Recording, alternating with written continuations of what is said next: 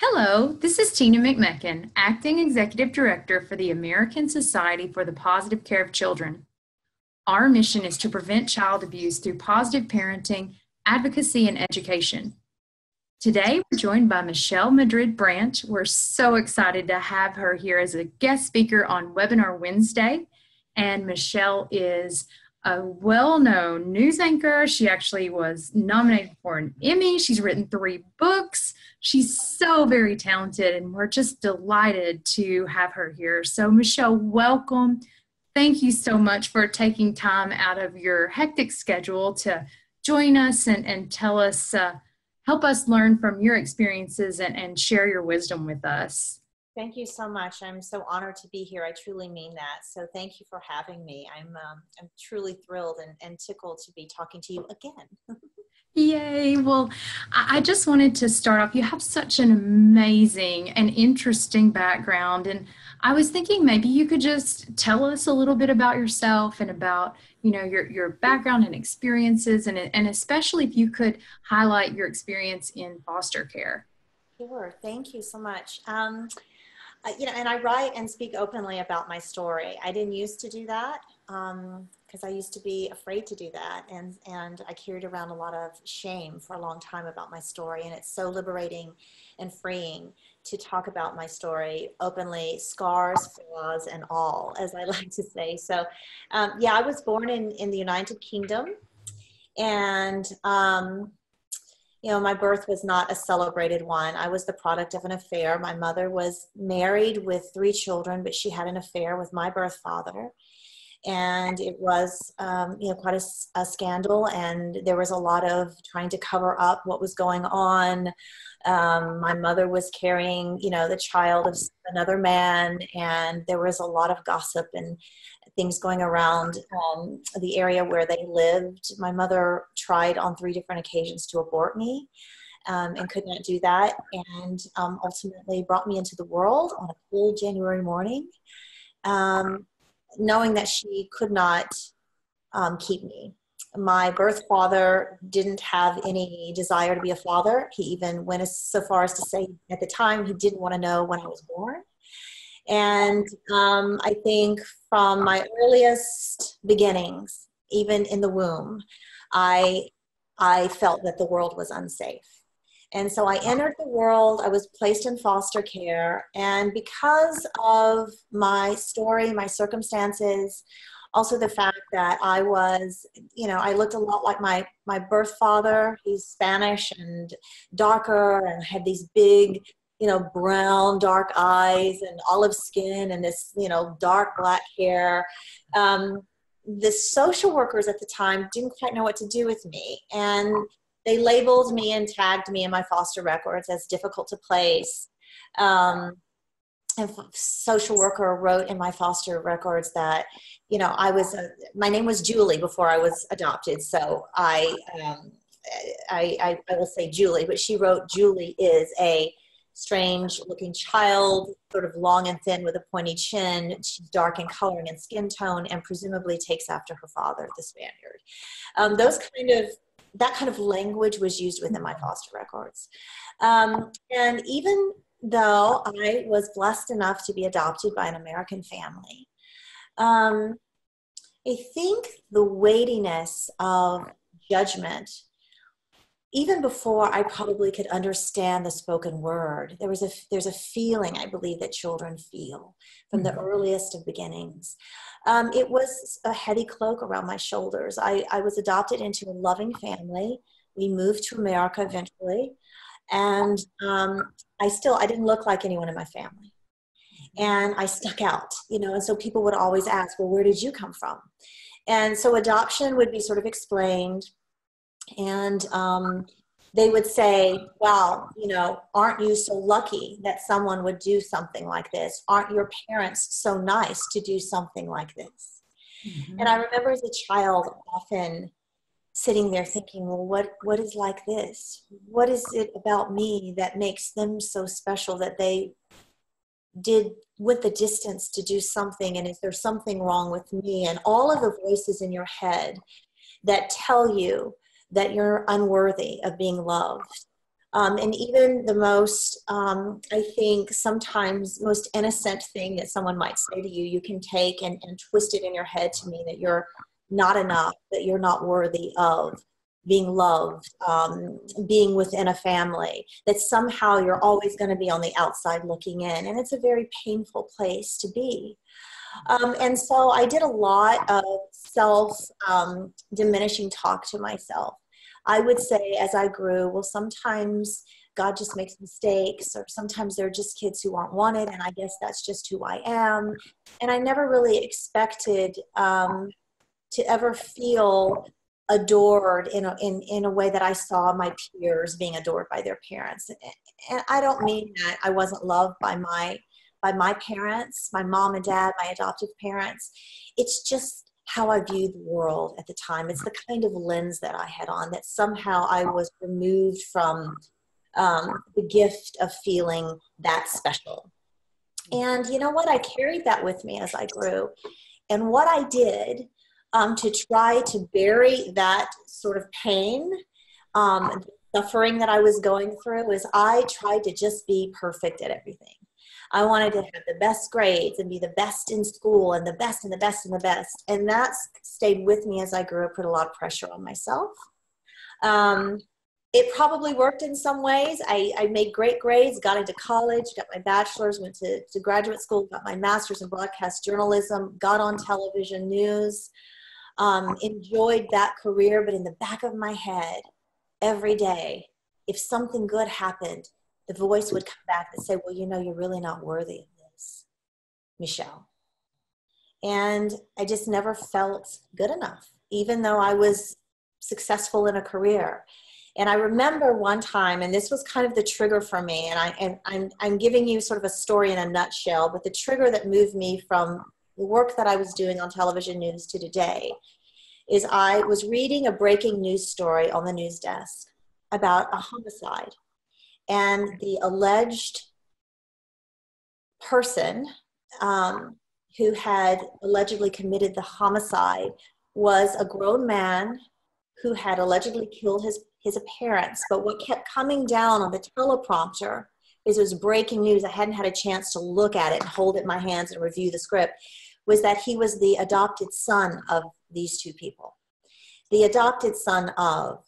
And it kept coming down the teleprompter, and I heard this coming out of my mouth as if it was trying to explain why potentially this person did what he did, allegedly. Mm-hmm. And I remember getting off the news desk and feeling like, I don't know, I felt tingly, and I'm like, what am I doing?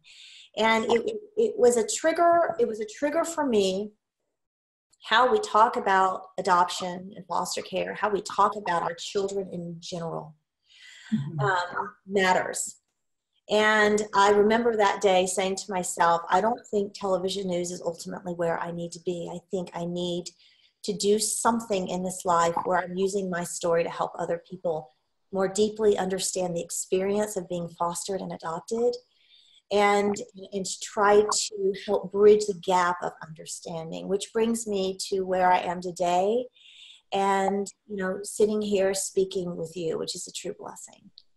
Well, we are honored to hear your story. It's what a pivotal moment that must have been at the news desk, and it's just such a powerful thing, and this change that you've made in your life.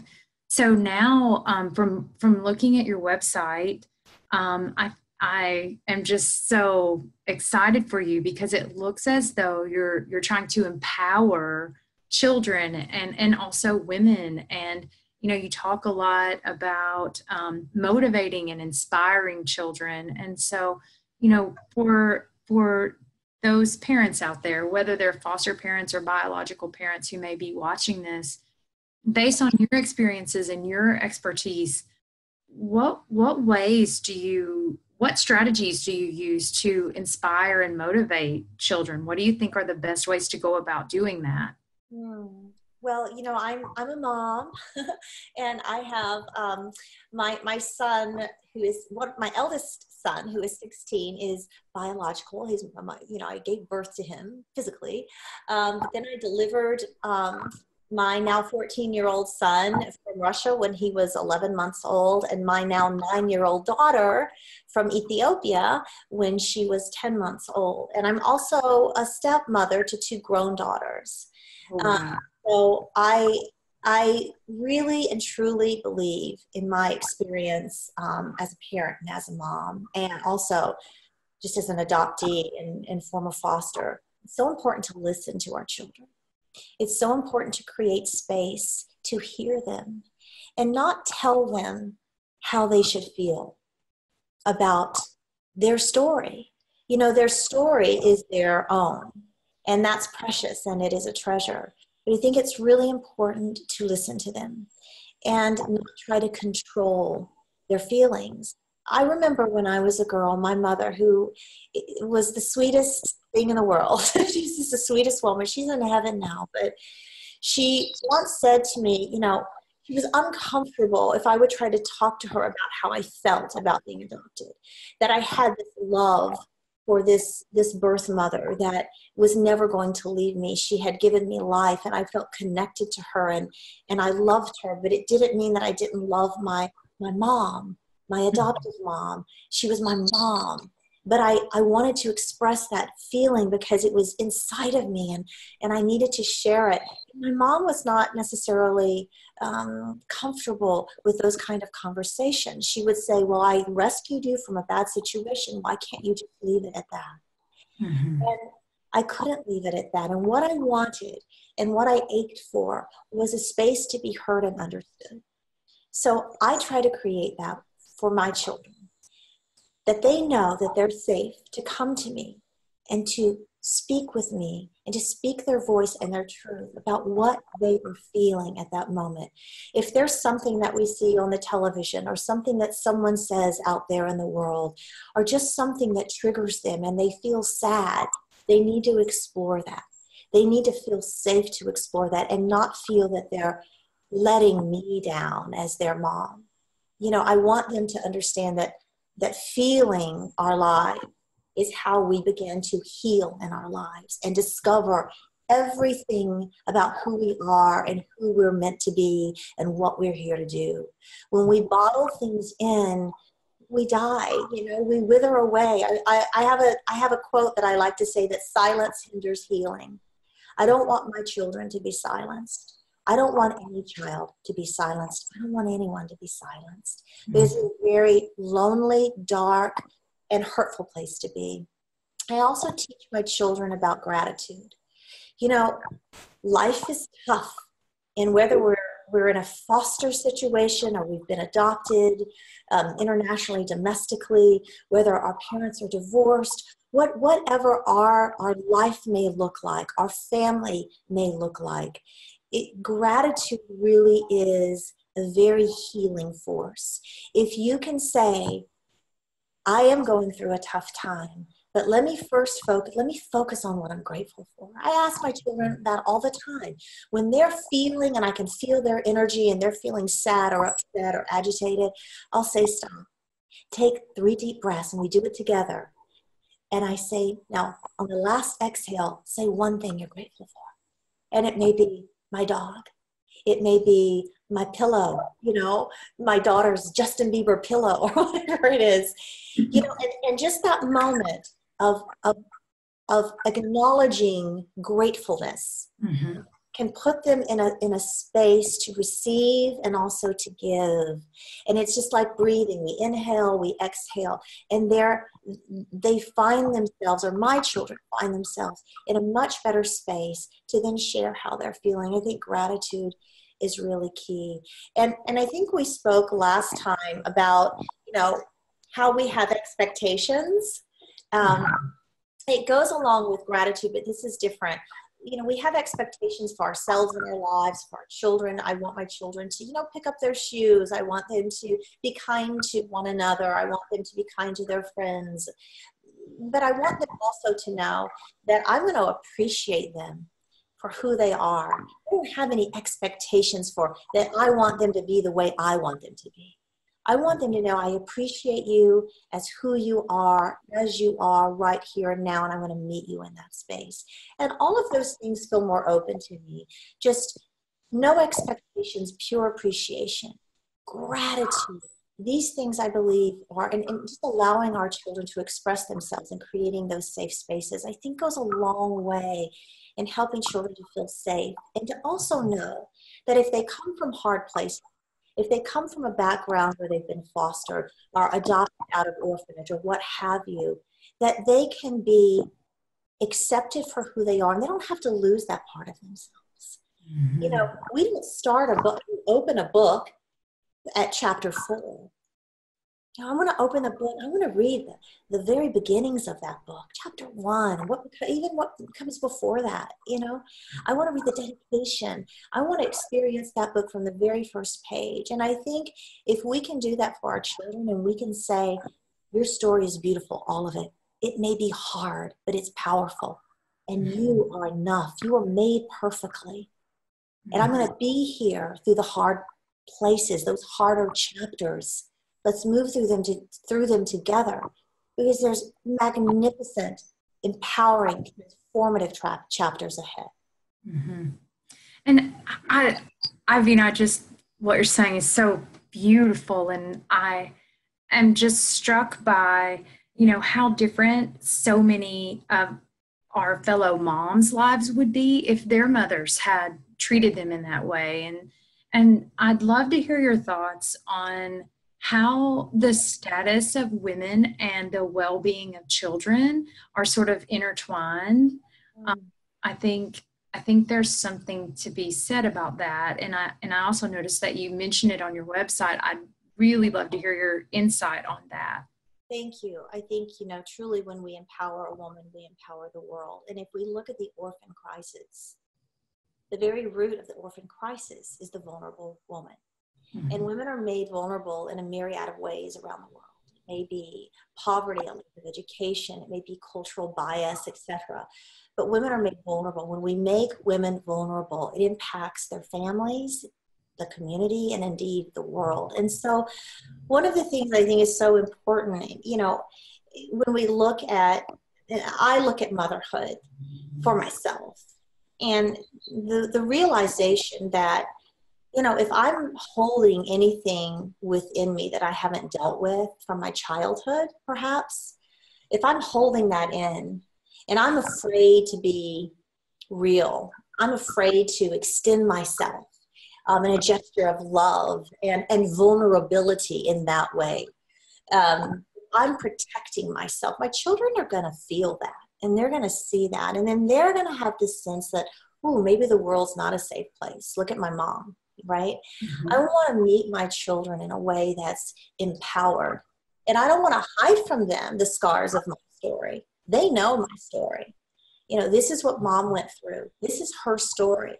And I don't anymore feel shame of that. In fact, I feel empowered by it because my story is my fuel. Your story is going to either imprison you or it's going to set you free. And I choose freedom for myself, and I want that for my children, and I want that for every woman. I want that for every mom who's sitting here, maybe listening to us, or maybe alone in her room, who feels so disempowered, so exhausted. You know, we have all been there.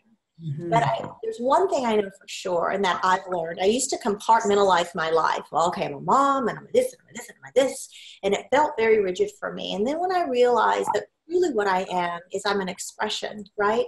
And I want to, it is okay to fill myself up with goodness. Because if I do that first, if I take care of what's going on inside of Michelle, then that's going to overflow to everyone around me. And that's healthy. I want what comes out of me, what overflows from me, to be healthy and good and whole. And you know what? That's our responsibility as moms. And as women, we have to lift each other up. So I want to be there for the woman who feels diminished, for the woman who feels silenced, whether she's in the Congo or whether she's here in California. I want to be there for her. And I want to remind her of her worth so that she can get up in the morning and remind her children of their worth. And we have to be in this. You know, we live in a really interesting time right now where there is so much divisiveness and so much tearing apart. And that's not who we are. That's not what we're made for. We are made for love and relationship. And we have to do better at that with each other as women, I think. and certainly with those precious children who are watching us as they grow. I agree. And I think I look around and, we all have our mom groups. Yeah. And so often in our mom groups, it's complaining, about, well, can you believe what they said at the PTO, or can you believe this or that? And what really strikes me as I'm listening to you is, we should change the conversation with moms and try to be more of a positive force instead of, and be filled with gratitude instead of complaining about the car line at school. Because if that is our worst problem as a mom, then yeah. I think it's going to be okay. Right. And I understand feeling. I mean, obviously, I have those moments too, but I just try to check in with myself and say, this is a blessing. Sitting in car line, it's a blessing. And you know what? It goes like that. Mm-hmm. My son, who's 16, I look at him and I'm like, weren't you just in a onesie yesterday? No.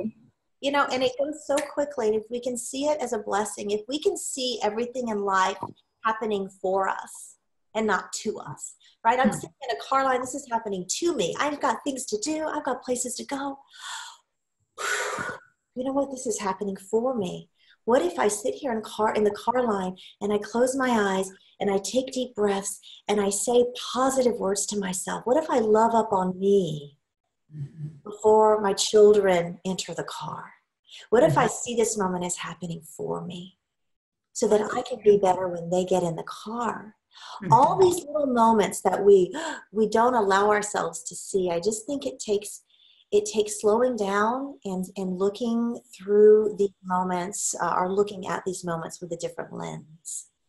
I think that's beautiful. And I do want to challenge a little bit. I love your philosophy, but I'm also thinking, like, what if there's someone out there who's saying, yes, but my child has behavior problems, or yes, but I'm dealing with this truly, realistically terrible situation. I know. Do you have any strategies? I know that you also do some coaching, right? Yes. Do you have maybe a strategy you could share? Like if you're truly going through something awful, like maybe your child has an illness or whatever it might be, something concrete that moms or caregivers, dads, whomever can do to get through that moment and get back to a positive place, or as positive as they can get. Absolutely. I think the first share for that type of scenario. Sure, and thank you for asking that, because it's so true. What I'm saying is certainly not easy, and I don't want to say it in a way to make people feel like, oh, you should feel this way all the time. It's just little tools, I think, to bring us to, I think, the real essence of who we are. Yes. We're here to serve one another. I think, to your question, the first thing that I would say is don't do this in isolation. A lot of times we want to hide from what's really going on in our lives. And I've done that in my life too. I grew up with an adoptive father who was an alcoholic for most of my life. And I remember all the hiding that we did as a family. We didn't discuss it. I didn't want to have friends over. We hid things. And I didn't understand the importance of community. Right. I didn't understand that when we say to someone, I need help, I don't want to do this alone, I can't do this alone, that's not a sign of surrender or weakness. It's really a sign of great strength when you're able to say, I need help. I need help. Those three words, which in our society, people can look down on, right? We're supposed to be self-sufficient, but we're not. And I didn't understand community for a long time, and I finally get it. And it has been something that has saved me. To hear the stories of other people going through similar things, who have experience in what you may be going through, is so very key, so that they can offer you guidance. They can offer you a hand. They can offer you relief and respite. That is so important. And then we have to be willing to hear them. We have to be willing to say, I hear you and I'm here for you. Community and compassion. I'm on a compassion team at church, and it's amazing. It is amazing when you say to someone, you're not going to go through this alone. You don't have to live this experience in isolation. And so to your point, not knowing the exact story of someone out there who might be listening, the first thing that I would urge them to do is please talk to someone safe. Please reach out to someone. And then following that, don't beat yourself up. Don't be hard on yourself. Be kind to yourself. Love yourself.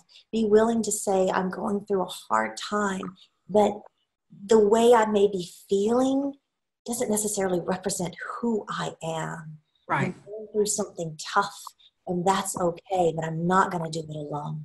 And at the same time, I'm going to breathe the love into myself. I'm going to start doing more of that. It's just so essential. So community, just going back to that, I think is so key. Well, one thing just to tack on to that has been on my mind lately is oftentimes if I have a friend going through something, I'm really good about saying, well, call me if you need anything.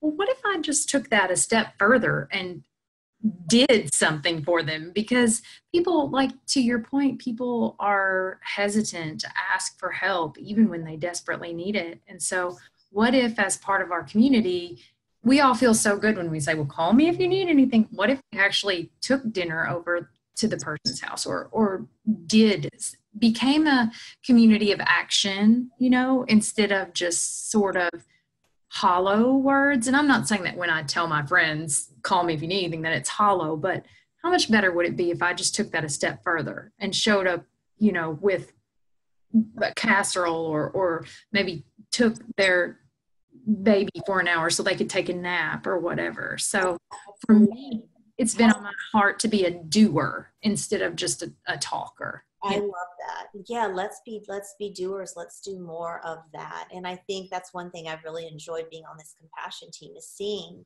the transformation of another human being when they feel loved up on in that way. It may just, you know what, I have 30 minutes. I'm going to come by and bring you a cup of coffee. Yeah, as simple as that. Yeah. There's, or I'm just going to come by and talk to you for a little bit. I mean, connection is so key. And again, it's that building up of community and doing the thing, not just talking the thing, but doing it. Because there's nothing more painful than feeling isolated. And I think it was Maya Angelou that said something to the effect that there's also nothing more painful than keeping an untold story within you. So if we can see ourselves as doers in the way of connecting and communicating and dialogue, hearing, listening, being quality listeners, I think we can really do and go a long way in reducing the suffering. Pain is inevitable, but suffering is not. I don't think we have to suffer, not together. It's hard. It's painful. I see you. I'm here for you. I'm coming over, right? Whether you like it or not. Whether you like it or not, but I don't want you to sit alone in suffering. Right. Well, and the thing that also comes to mind as we're speaking is, if I'm willing to do this for my next door neighbor, how much more willing should I be to do this for my own precious children? And so that brings me back to the question that I ask on every webinar Wednesday.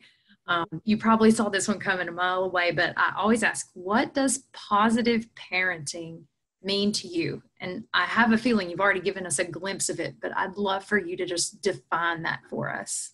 Gosh, thank you. It's such an important question. Positive parenting certainly means taking the time to create a space of love and positivity for our children and for ourselves. I mean, it really means getting down on our knees and looking into the eyes of our children and speaking life into them and love. I tell my children every day that they are miracles to me, that I look at them and I see heaven when I look at my kids. And I want them to know that. And I don't say that like fairy tale, cotton candy stuff. I mean that. And I think it is so transformational when you look at someone and tell them just what a miracle they are and how grateful you are to be their mom And I respect my kids. I respect their stories and what they've gone through, even if it was the earliest beginnings of their lives. That was hard, and it coded them in a certain way. And if I just let that run rampant through their bodies, it will destroy them. I want them to know that hard things happen in life, but the overriding theme is that you're strong, you are enough, you are made perfectly, you are a miracle, and you are here to live out a unique story that only you can live out, and that their voice is needed. We need their voice. We need every one of us to speak truthfully our stories and to really feel that freedom of voice, because I can't tell your story like you can, you know? And so I truly don't want you to feel silenced, because someone out there is hungry for your story. Mm-hmm. Someone out there is hungry for your story. I think it's so powerful when I think about your children, 40 years from now. This is the narrative that's going to, this beautiful, empowering, loving, gentle message is what they're going to hear, and that makes me so very happy. And I'm so delighted that you took the time to share your story with us today. And I just really believe in your work, and I believe in your philosophy. And I want to give you a chance if there's anything you want to share with us, whether it's your website or maybe I understand you've written a book that maybe 3 books. Maybe could you just talk about your professional work for a minute? Let's segue to that, because I'm sure that if anyone's out there watching this, they're going to be curious to where can I get some more of Michelle's ideas. So please feel free to share whatever you'd like. Thank you. I appreciate that. I want to say, just before I do that, going back to the narrative, because that's so important, the narrative that we gift to our children. I grew up with a pretty negative narrative, and those of us who have, I just want them to know, if they're listening, that doesn't have to continue to be the narrative. You have the power to change your story. You have the power to change your narrative, because you know what's true for you. So speak truth into your life, into the very being that you are, into your spirit, and don't let the false narratives guide your life, rule your life, run your life. You don't have to do that. And I'm living proof of that. And so I have to say that to those listening. You can change your narrative. You can change your story. You can change it from something that looks dark into something that's light and powerful and life affirming. You have the power to do that. And I work with clients at Life Coach MMB on those very topics. Those who feel really broken and shattered by rejection. Those who feel broken and shattered by labeling. Those who feel diminished by their life story to date. I help them to see what is true, what is really true for them, and to start living the truth of their lives and not the lies of their lives. So I can be found for coaching at lifecoachmmb.com. And then I do have a book, and I want to show you this book, because we are stepping into National Adoption Awareness Month. And our book is called Adoption Means Love, Triumph of the Heart. And it's been called a book for anyone touched by adoption in any way by adoption.com. And it really is filled with real, raw, open, honest stories of all kinds of adoption. It sort of is a full tapestry of this walk, this blueprint of family we call adoption. And so this book is available. We just launched a new site today. Yay! So this book is available at everythingadoptionstore.com.